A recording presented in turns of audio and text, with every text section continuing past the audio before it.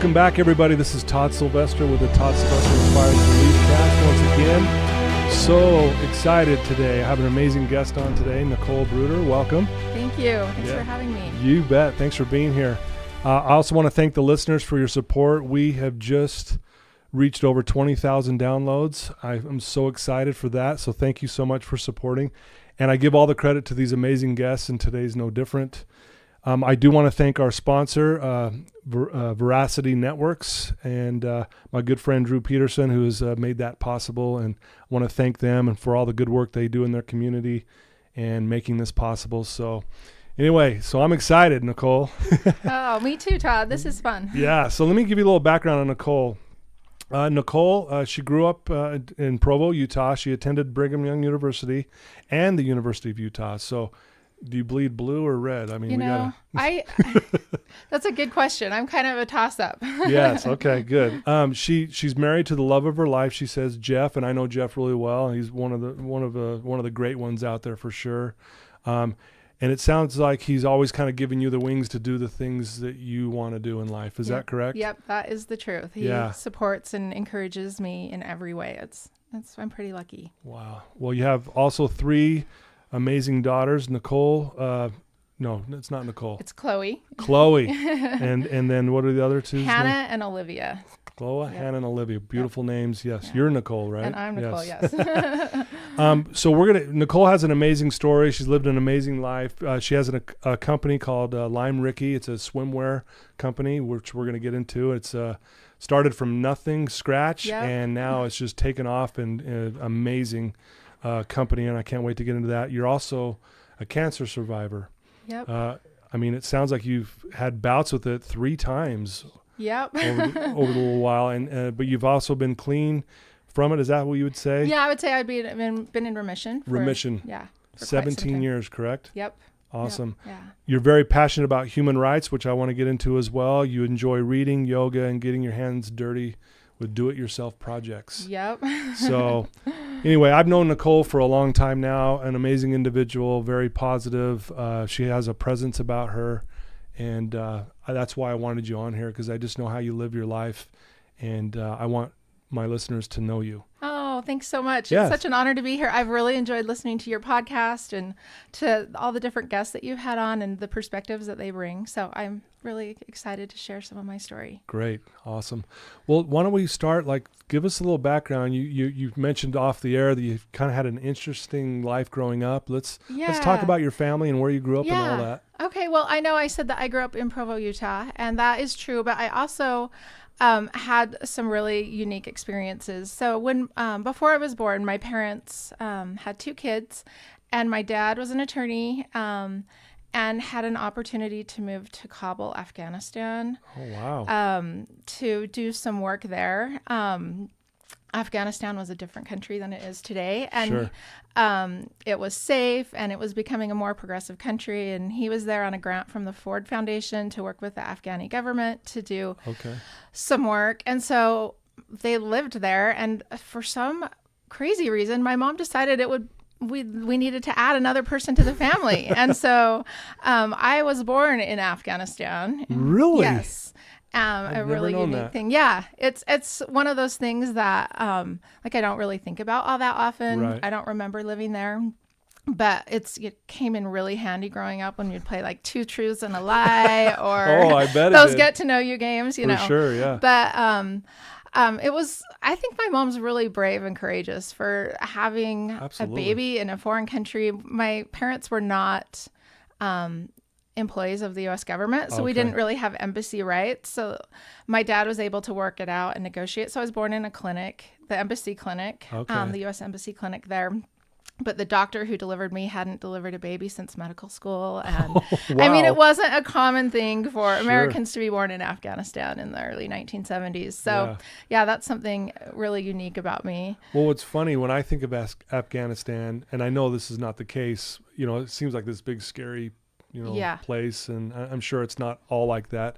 You kind of see what you see on the news kind of thing, but I'm sure it wasn't like at that time. It wasn't. The Taliban had not infiltrated, and it was safe, and really a cool experience for my family. How long were you there? So we moved when I was 6 months old and came back to the States. That's why you don't remember. I don't remember a thing. But my parents they did not let anything deter them from seeing the country. So they had a backpack that my dad would strap me in, and we went. I have pictures of me all over the world.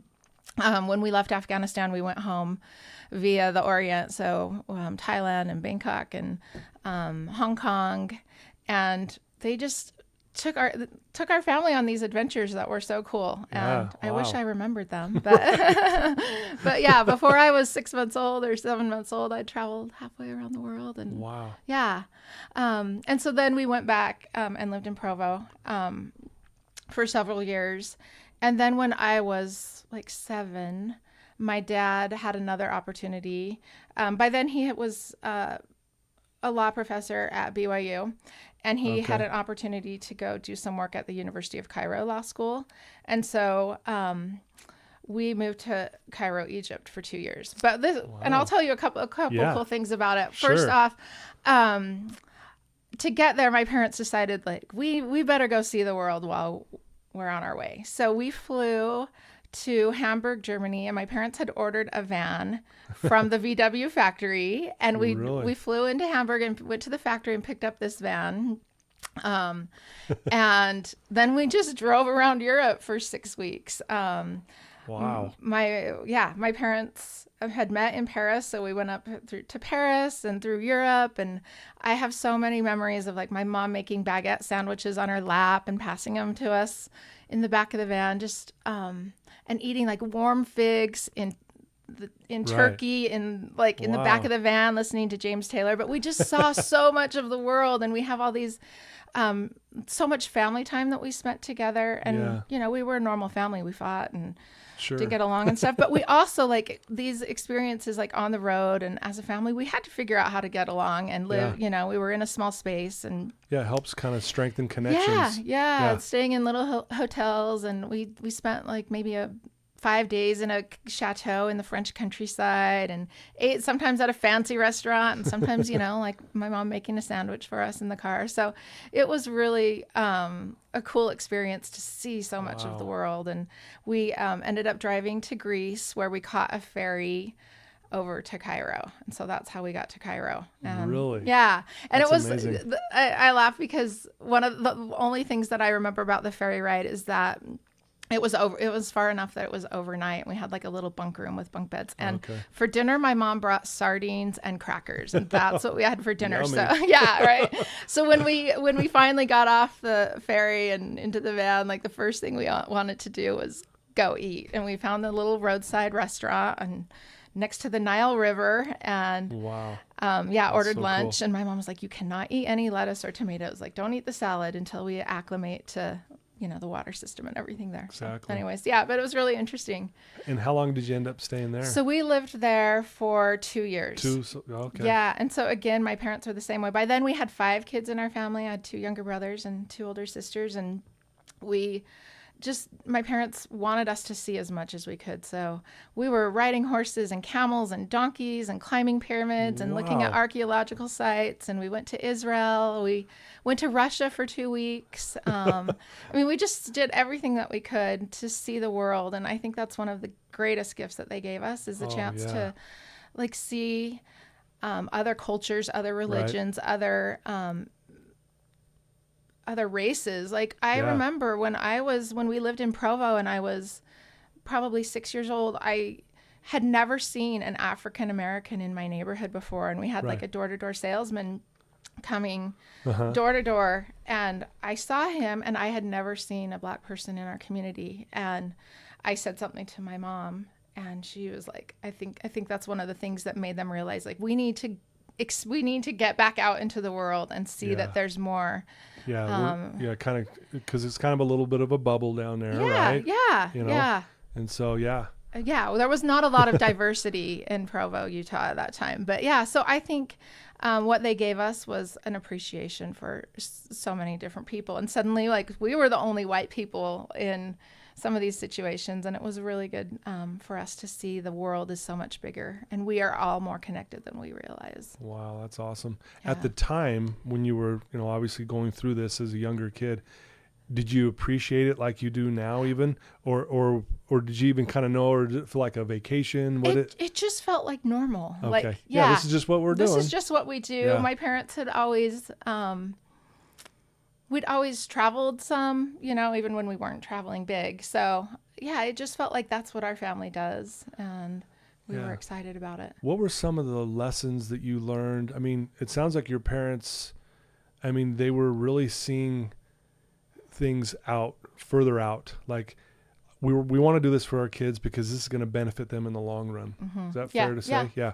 definitely. What were some of the lessons that you learned through this as you look back? And I think one of the things that I appreciate the most is just that I feel more connected to everyone around the world, and that the world is smaller, that we are all the same, but as humans doing the best that we can with families and belief systems, and that no one is better than another, and to have compassion for different situations, and to try to be a person who shares their light and their goodness and who is full of love, not hate. Right. And so that's huge. Yeah. What you're saying there, if everyone would learn this and not only learn it, but embrace it, how different things would be. Right. In a lot of ways. And so it's cool that those were the lessons, or at least some of the lessons, but how big they are though. Yeah, absolutely. And I think one of the other things that I learned was how important my family is to me in those times, and that we could rely on each other and count on each other. And I think some of those experiences really bonded me to my siblings and my parents, and and how much fun you can have as a family. So so in the back of a van driving in the singing James Taylor, eating a sandwich, right? Yeah, right. In the middle of Germany somewhere. Yeah, I know. So, that's awesome. Yeah, really fun memories. Very cool. Yeah. So as you moved forward in life, so you finally eventually come back, and you're now still living.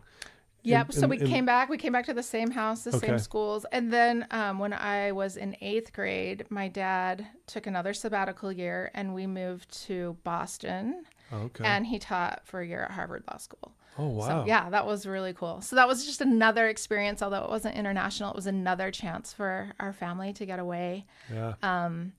And we were growing up, most of us were teenagers. My youngest brother was like in 3rd grade, and my oldest sister was in college. So she came and did a year at a semester at a little university. Okay.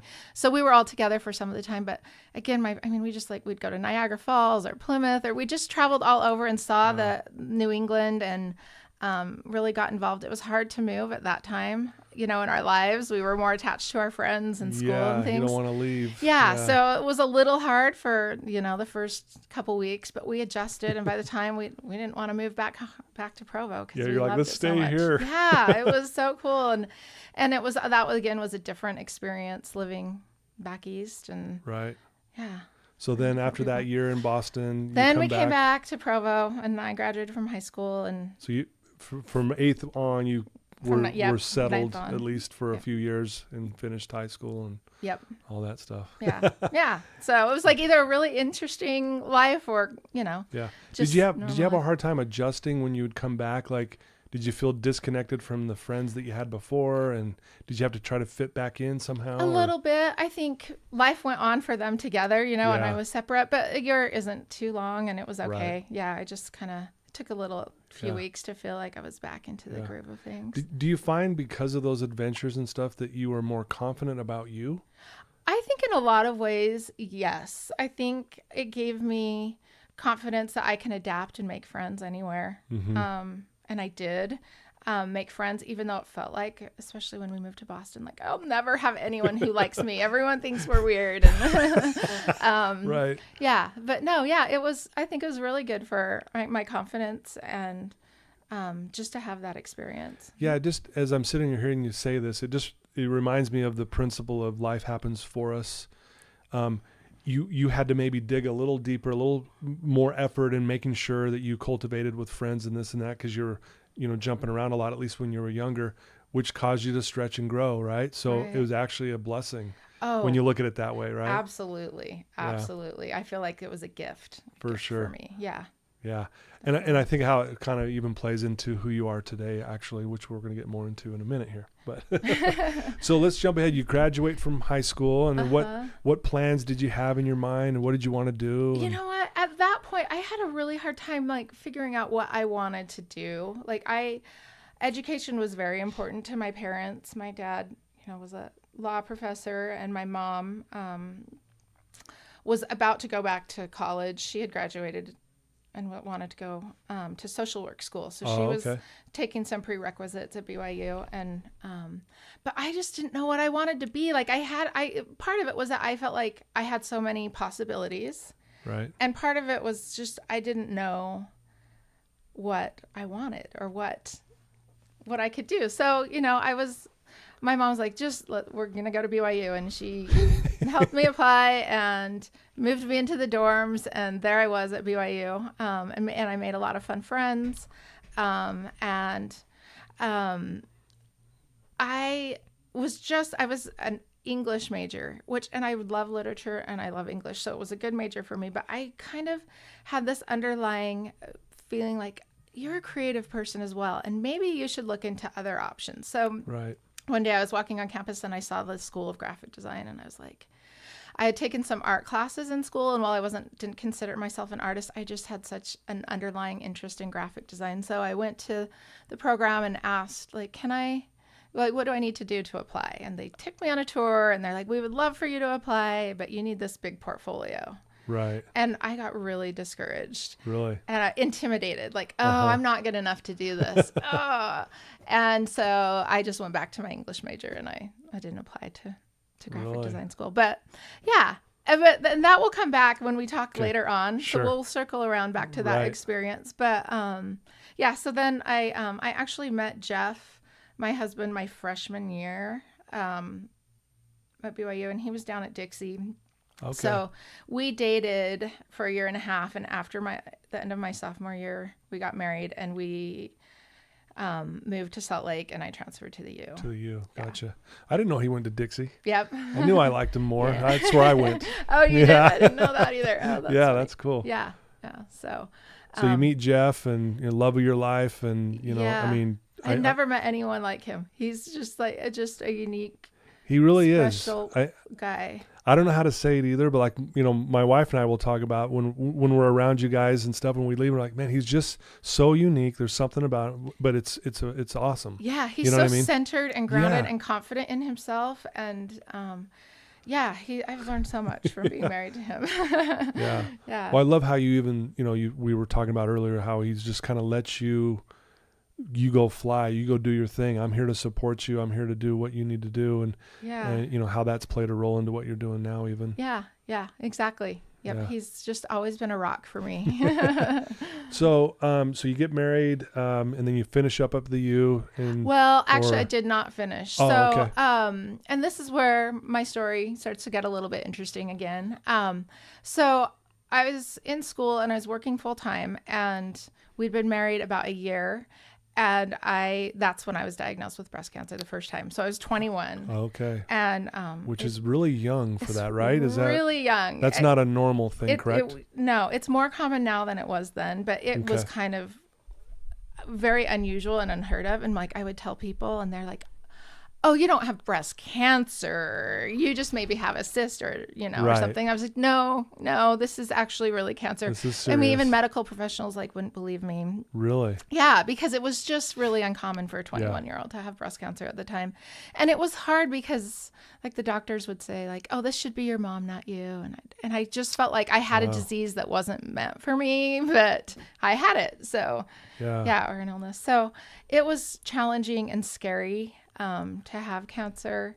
So let's talk about that just a little bit. You're 21 years old, you're married to the love of your life, like you say. Yeah. You get diagnosed with cancer. Scary, I can only imagine. I mean, did you have thoughts of, man, I'm not going to make it, or I'm going to those all those fears really play in, especially at the beginning, for anyone who's been diagnosed with cancer or has a loved one, which is most everyone these days. But it's not like you just get a diagnosis and you know everything. It's like it takes a long time to have biopsies done and for them to read everything and figure out what your stage is and what your prognosis is and what your treatment will be. And so it's those several weeks to a month of waiting and not sure is so scary. Yeah. And just lots of fears of like, oh, I didn't get a chance to be a mom, or, like all those things that you hope you have in your life and you really think about them. And, it was really scary, for a little while there. But luckily we caught it soon enough. It was like only a stage 2 out of 4. And so I had a lumpectomy and, radiation. And then I did chemo for like 4 months. 4 months. Yeah. And then you got cleared from that at that point, correct? Yep. So I was clear and clean and just kind of went back so I'd stopped going to school at that time. And so, I was just working and grateful to have insurance and benefits that could absolutely get us through that. So absolutely. we're really lucky with that. And so life just went back. I just kept working. I was taking like 1 or 2 classes occasionally, but I didn't want to put a lot of stress in my life by working full time and going to school. So, and then Jeff graduated from college and he got his first real job. And so I quit working and I went back to school. And so I was at the U full time, but I also got pregnant right then. And so I did that full year of school. I only had like a year left, but I did not graduate. So, when I had Chloe, motherhood had been like something that I had wanted so bad. And the doctors told me, like, you may not be able to have kids. We'll just have to wait and see what the chemo does to your body. Because of the chemo. Yeah. And then you need to wait 5 years. And like 2 years later, I had a surprise pregnancy. And so I was a little worried about that. Like, I didn't wait. Will this be okay? But everything was great. And she was born and I was like, I just want to be a mom. I just want to be with her and enjoy every moment. And so I chose to just be home with her. And that was so much fun. That's awesome. So let's jump ahead. So you got diagnosed again at age 26, correct? Yeah. So when Chloe was 2, I was at an appointment up at Huntsman and they found another tumor, a pea-sized tumor. And so again, we had to go through like the whole waiting period of biopsies and testing. And turns out it was a new cancer on the other side. And I was lucky because it was not a recurrence. Which is more scary. It was a new cancer. And by that time we had discovered that I had the BRCA1 genetic mutation for breast and ovarian cancer. And I mean, one of the things when I was diagnosed the first time was my grandmother had ovarian cancer and died from it. And her sisters had breast cancer and her mother had breast cancer and her other sister had ovarian cancer. So there was so much breast and ovarian cancer, but it was on my dad's side. And they at that time, this is like in the early 90s, 1993, they said that you cannot get breast cancer through your dad's line. Like it's only through your mother that it's passed on. Really? But by the time I was diagnosed that second time, we knew it came from my dad, that they had the mutation and I had been tested. So luckily I was getting screening and we found that cancer really early. It was stage 1 and I just had surgery and radiation. It was quick and easy and I just kind of went back to life not as again. Intense as the first time, but because like you said, you caught it early. Yeah, it was still scary. It's still scary for it to feel like, oh, I have cancer again, like what's happening to me. But like after that second time we were like, okay, we've done 2 cancers, like we are done. We don't have to have any more of this. So did it affect you in a way where I know you say that like we're done, we're moving on, but did you have these thoughts at times going through your mind, like, man, I hope I don't get it again, or I'm feeling some pain. I wonder what that is. Yeah, I mean, I definitely developed a little hypochondria for one, which is understandable considering what you went through. Yeah, so I would worry a little bit, but I would say day to day, I did not think about it as like as a huge worry in my life. So you weren't like worrying about it all the time? No, not at all. Yeah. You don't come across as a person who's worrying all the time, but I was just curious if that led to that. Yeah, I've kind of felt like, oh, okay, I've learned a lot. Like all these things happen for like, there's something I can learn from this. And hopefully I'm clear and done. And I kind of felt like I was. So I functioned pretty well. Right. But if something came up, then like, that's right where my mind went. Yeah. Right. And do you still just have Chloe at this time? Or Yep. So I still just had Chloe. Okay. And then about 2 years after I finished my treatment, we had Hannah. Okay. And the doctors were like, okay, 2 kids is good. You're done. Right. They're good. Yeah. And we were so excited to have Hannah. Chloe was 4, so it was nice gap between the 2 of them. But when Hannah was like 6, 7 months old, we had another surprise pregnancy, and I was pregnant again. So I guess that family of 2 didn't happen. And I remember I read the pregnancy results, and I was like ecstatic. Like, I don't care that these babies are close together. I am having another baby, and I'm so happy, like, just to get one more in. Yeah, absolutely. So Olivia was born the weekend that Hannah learned to walk. So they're 14 months apart. Wow, yeah, they're really close.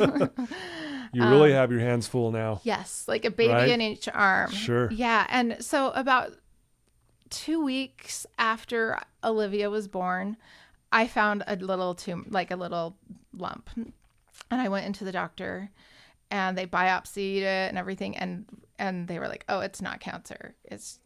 You're fine." Oh, okay. I was like, "Great." You're like, "Good." And so I had all sorts of exams and stuff. And literally less than 2 months later, I found like a huge lump again.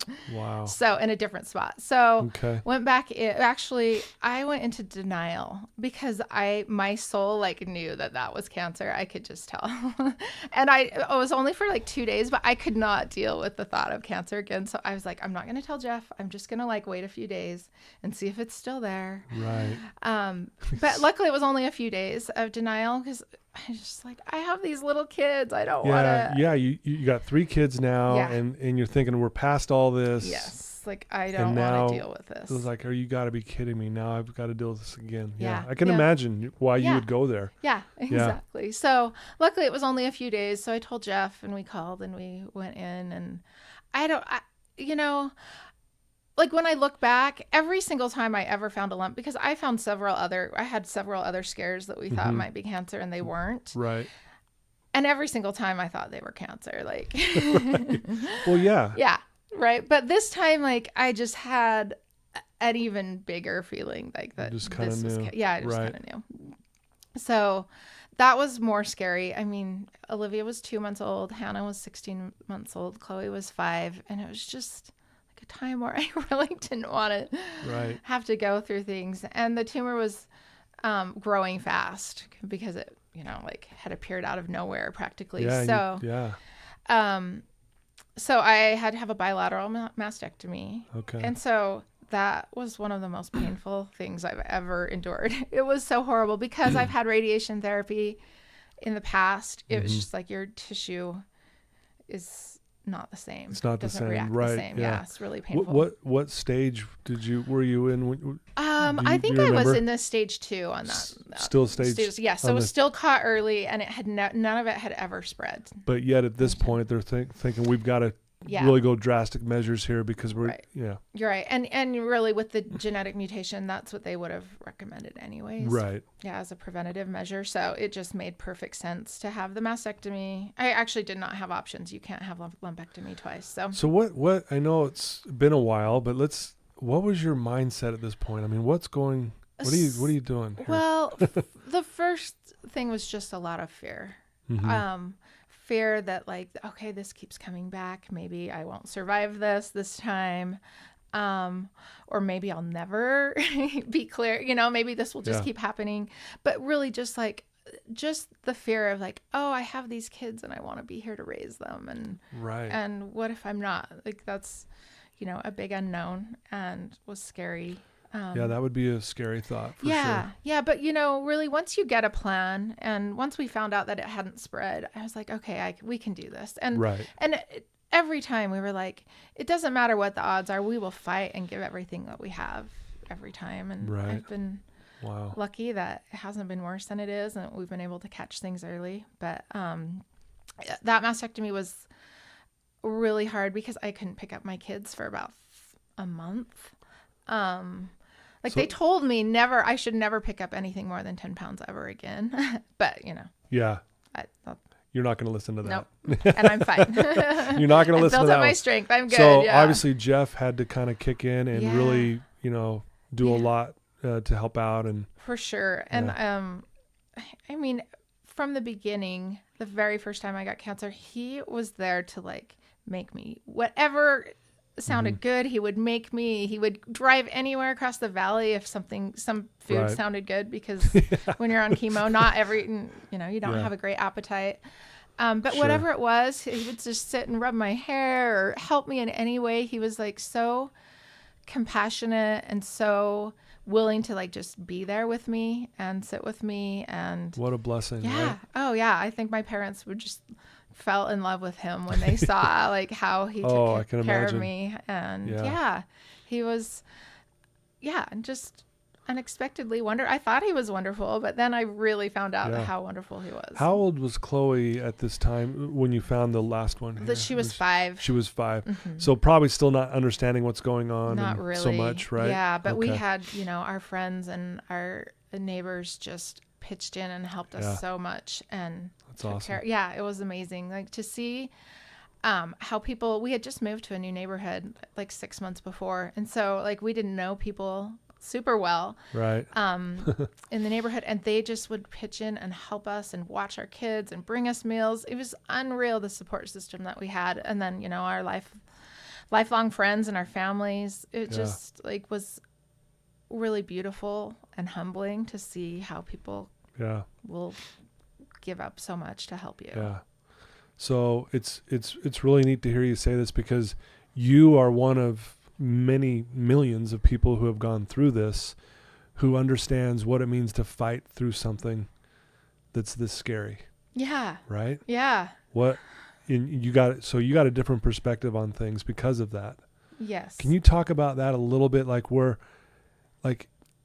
Someone who might be going through this right now that might be listening to this, because I've had a lot of requests, you need to have someone on who's been through this.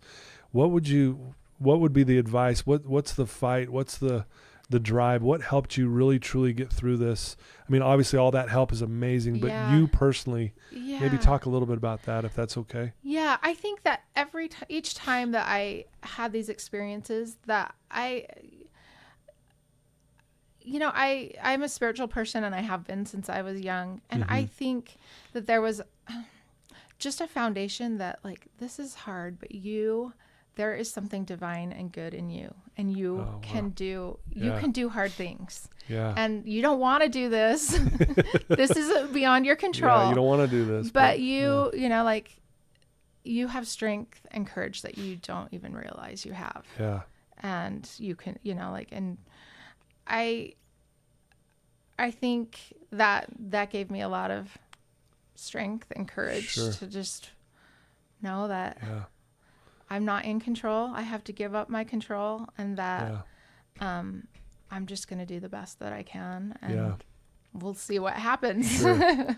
No, I love that. Thanks for sharing that, because I think I agree. It's amazing how powerful we really are. And sometimes we don't recognize it or feel it or see it until we have to go through something really, really difficult. And like you said, I realize I can do hard things, and there's something divine in me that can overcome anything, despite what might happen to my body or this or that, but that I can rise above this and move forward. I love that. Yeah. Yeah. And there's almost just, you get to a point where you have to almost give that up and just say, I don't have control. Yeah. I don't know what the outcome's going to be, but here I am, and here you are. I'm going to keep fighting. Yeah. I love it.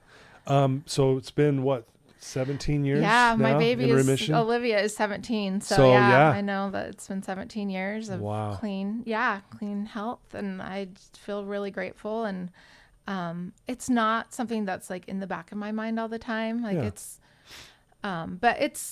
But I do think that it gives me a sense of appreciation for being alive every day and still being here. and yeah, just a lot of gratitude and trying to enjoy life. But, life is still hard and has challenges. And Absolutely. Yeah. Well, you have 3 girls, and that can be challenging. Well, yeah, I definitely. had 3 as well, and, with a boy mixed in there. But that's cool, and I really appreciate you sharing that part of your story. I want to shift gears just a little bit. You own a company called Lime Ricky. Mm-hmm. It's a swimwear company. Yeah. Let's talk about that, because that's very impressive that you started it from really nothing and where it is today. So let's kind of talk about where the idea came from and why you decided to do this. Okay. All right. So I started the business with my 2 sisters. So, and I think that's where we can circle back there, is that I love my sisters, and we had even though we didn't actually always live in the same state until we were in our 30s. And so we suddenly were all living across the Wasatch Front and getting together frequently and loving being together. And we learned to cooperate and work hard together growing up. And we could see as adults that we had each grown into our own person, and we each had like really unique attributes that would together make a really good team. And so we were like, maybe we should start a business. And our husbands were like, yeah, you should. Like, that would be cool. Think of something. So it took us a year for us to come up with like a concept that we were all excited about. We would have like dinners where our husbands would come, and we'd have to bring 5 ideas each. And, right on. because we are different, we all had different ideas about what we would want to do. And we just really couldn't settle on anything until one summer, my sister had taken her 13-year-old daughter swimsuit shopping, and they came home empty-handed. And her daughter turned to her and just said, "Mom, why don't you and your sisters do this?" And my sister got all excited. And we were actually at my mom's neighborhood swimming pool, and my sister told us, "Okay, I have the idea, swimsuits." And I'm like, "Oh, that's really not my thing. I'm sorry. You guys can go do it, but maybe we won't do a business as sisters." But like, the more we thought about it, we thought like, oh, we could design like some fun, cute swimsuits for our daughters. And let's just see what happens. Yeah. And my mom was with us when we committed to do it, and we laid some ground rules, and we were like, my mom said, like, you guys cannot let a business split you apart. So you need to like make some ground rules. And so we sat at the Olive Garden after going to a baby shower for our cousin, and we like said, okay, family comes first. Our sisterhood is more important than the business. So we cannot let anything in the business destroy the love and the friendship that we share as sisters. And then, because there's three sisters, we have to agree on things together. And so those were kind of our ground rules. But we knew nothing about swimsuits. Great advice by your mom, by the way, to say, hey, you guys need to sit down and get some ground rules, because I don't want this coming between you guys. Right, because I love it. Sometimes it's not a good idea to go into business with your family, right? I know, you're right. And I mean, if you look back, my sister Jennifer and I, she's just older than me. We did not get along at all when we were like teenagers. Younger, Yeah, we did not like each other at all. We're very different from each other. And so for us to say like one day that we would be really close friends and love each other like so openly and easily, like it was so cool to see that you can grow past that, like that teenage angst and the childhood hangups that you have. And I would have never in a million years said that we would go in business together. And here you are. And here we are. Yeah. And it's been 13 years. And we still love each other. So, we've worked really hard. I think that's been a top priority for us. So kind of describe the company. I mean, it's swimwear. Yeah. I mean, what's kind of your niche market? Or? So it started out kind of as more modest swimwear. And that's just what we wanted to provide, was a modest option.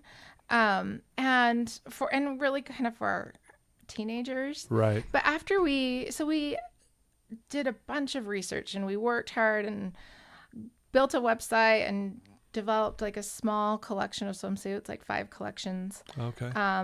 Or 5 suits. And, we launched it and started selling them. And we were like, our friends were like, well, we want them for us too. And we're like, of course you can wear them too. They're not just for teenagers. And we were wearing them. And so like, we just kind of evolved into swimsuits for everyone. And, awesome. It was really, really, really fun and exciting and really hard. I'd mostly been a stay-at-home mom. And because each of us have different talents and abilities, it was easy to see like where each of our natural leadership would go in the business. And so this is where it kind of circles back around to that story that I told you where I didn't go into I didn't apply to the graphic design school. So I had been scrapbooking a lot with my girlfriends, and that was like just something that I did as a young mom. And I loved it, and I loved the creativity. And just this is a side note, but I know you had Heidi Swap on a couple of weeks ago. I listened to her amazing podcast, and she told the story of how she started to be a scrapbooker. And she said that when they would publish the scrapbook magazines, like the people reading them would go home and like get out their magnifying glass so they could read what the scrapbookers had published. Exactly. And like Heidi Swap was that person. Like I idolized her, and I loved her work in the scrapbook world. And like I loved her. I loved getting to know her family that way. And she actually ended up living in my neighborhood a few years ago. So I got to know her and love her. So that was just, it's just awesome. Kind of fun that she was on your podcast, and that she's kind of a part of my story, and how scrapbooking is what led to me taking over like the marketing part of my business. Okay. And so I had wished like, I wish I would have applied to graphic design school and done that when I had the chance. And when I feel like my, like that was coming from within, and that I didn't listen or follow that instinct or that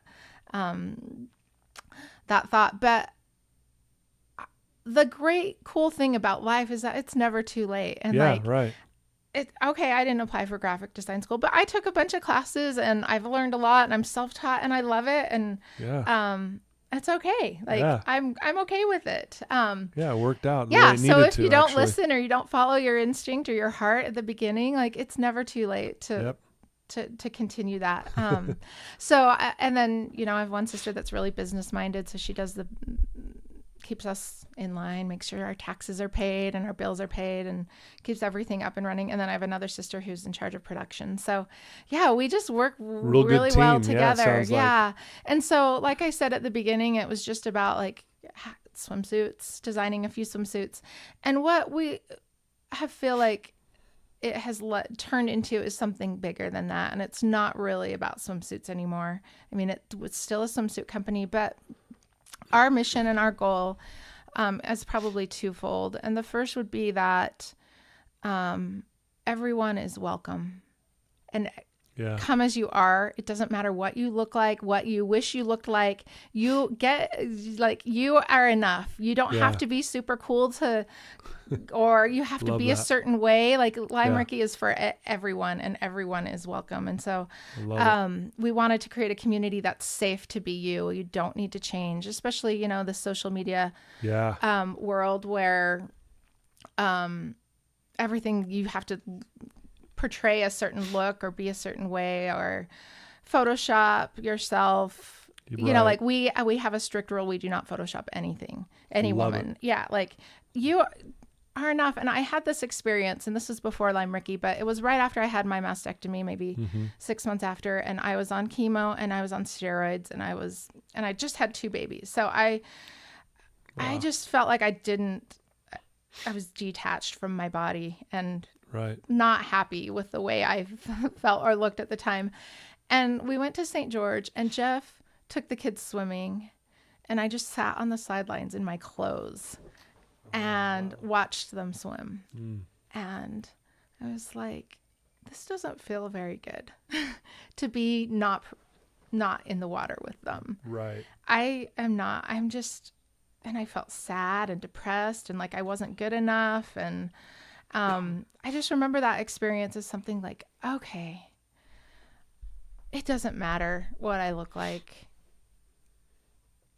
I want to be more involved, and I want to be an active participant. And I would say that would be the second part of what Lime Ricky is about. It's an invitation for all women to participate in life and be there with your family, your friends, whatever it is. Like, get in the water, put on a swimsuit, stop worrying what you look like, and just go enjoy the moment. I love that. Yeah. What a great way to build a different type of attitude towards this thing, and and to let people, especially women, feel like they are included. Yeah.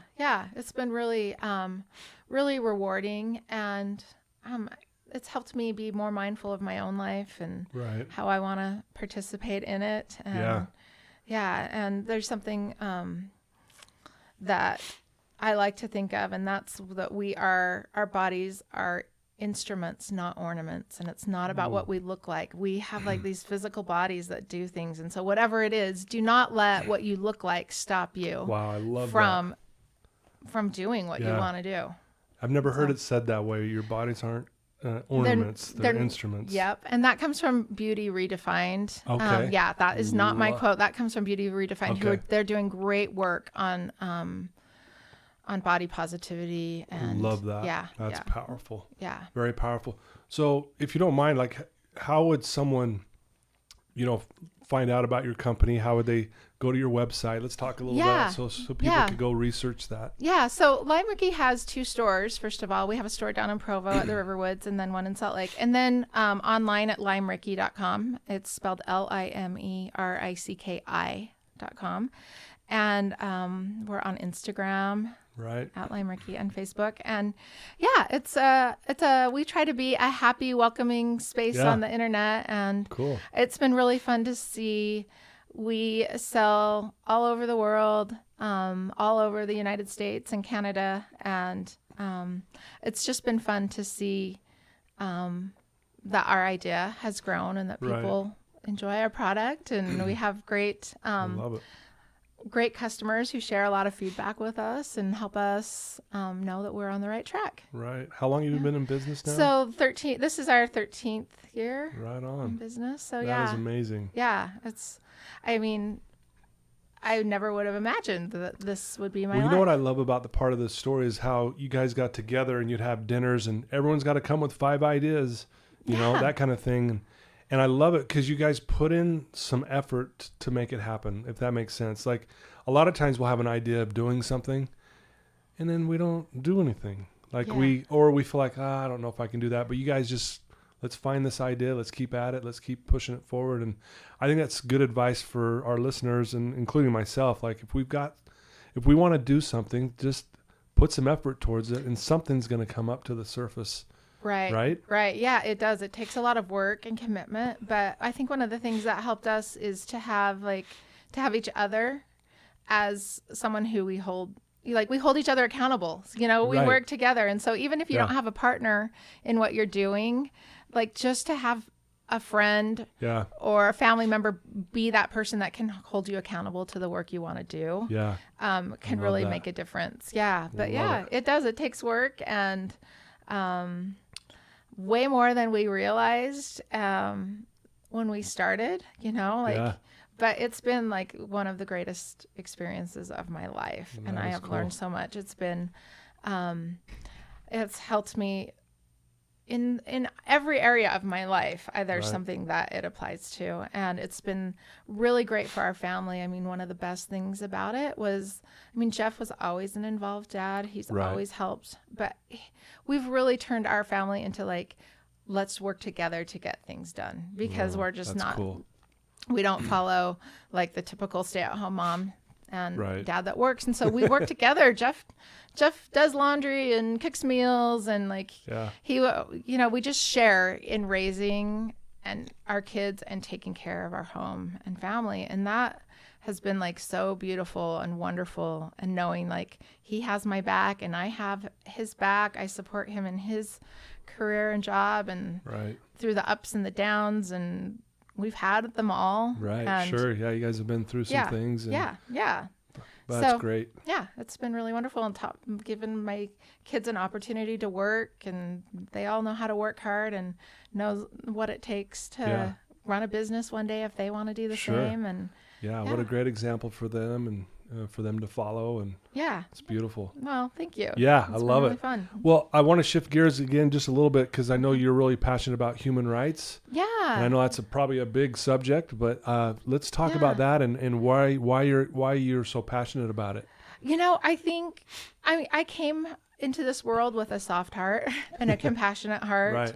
And I think that also traveling the world contributed to that. But I just can't see that anyone is not equal to me, whether you're a different gender, a different race, a different sexual orientation. Like, we are all equal and we are all alike. And so, amen to that. Yeah, I think it's really important that we work through that and work together to bring more love and acceptance into the world, and understanding and compassion, and just working on that for myself and my family, and trying to be a positive example of that. Love it. Yeah. Well, what's cool about that is it's empowering when you do that. Yeah. You know what I mean? Like, when, being compassionate, soft heart, sympathetic, empathetic, whatever you want to say, it's empowering, right? And I've learned this too through my life. I work with a lot of clients who come from all walks of life, and they've been through all kinds of different things, and and they have different religious backgrounds or different beliefs about the world or whatever. And it's really opened my eyes to so many different things, and it's really empowered me, because I now just love them for who they are, period. Wow. Yes. And so that's what I hear you saying. Yes. And I think this applies not only to other people, but to ourselves, that it's not what we accomplish. It's not what we do. Like, we all are of worth. Every single person is of worth. Yeah. And I think, through my own insecurities, one of the things that I've struggled with in my life is perfectionism and anxiety, and then shame that I'm not perfect. And so I've really learned the last few years, like, what that means to really love and accept myself for all my flaws, and it helped me to see other people in that same way. Like, okay, like, I said something really stupid, and I did something really stupid, and I made lots of mistakes or whatever. Yeah. But I can still love myself through this. Right. And that I can love each person despite our differences. Exactly. And we might not believe anything the same. Yeah. But I still believe you are of worth. I love each of us is of worth. So, I love that. And what a great way to kind of maybe just ending our belief cast together today. And I love that. What great advice. And you look at your life from all the adventures as a young kid, and then just the challenges with the cancer and overcoming that, and having Jeff in your life and your girls, and then coming up with a company and all this stuff, and how it's just all happened for you. And, and it's led to you to have this realization that loving those who are different is the way to be. And I don't know, it's just, I can just see it unfold. I love the way you summed that up. Yeah. That's why I love what I get to do this, because I hear these amazing stories, and I can see it, and it's like, wow, it's amazing. It's no wonder who you are today. Wow. Honestly, this light and this powerhouse, I really look at you that way. And my wife and I think the world of you and Jeff, and you guys are just amazing people. And I'm so glad my listeners got to hear your story today. Thank you so much. That's so nice of you to say. And, I feel the same way about you and Bonnie. And I know the work that you do is really hard. And I know that you give your whole heart to it. And you are making a difference in the world. And not everyone does. And I think that's really, and your job is not easy. It's really, it requires a big part of your heart, and but not to take it on, you still not everyone can do that and have the mindset to be able to help people who are struggling. And you are just such a great example to me. I really admire you. That was really nice of you to say. Thank you so much. Yeah, thanks, Todd. And I appreciate you being on. And so if people wanted to reach out to you, if you're comfortable sharing, what would be the best way if they have a question for you, or if they're struggling with cancer or whatever? Yeah, absolutely. How would they reach out to you? You could reach me at my email, Nicole, Nicole, at limericky.com, or I'm on Instagram, Nicole Bruderer, or even just through Limericky, if you were to send something to customer service or on our Instagram, they would send that to me. Awesome. So yeah, absolutely. Very cool. Sure. Well, there you go, listeners. If you want to reach out to Nicole, ask her any questions, or if you've gone through cancer and you've got a story you'd love to share with her, please do. Nicole, I can't thank you enough for taking the time to do this. It's my honor to have you on here. Oh, thanks, Todd. It was so fun. Absolutely. And again, I got to thank our sponsor, Veracity Networks. They're an amazing company. And Drew, thank you so much for making that possible. And there we go. Listeners, another amazing story. They just keep coming. It's just amazing that I get to rub shoulders with these amazing people.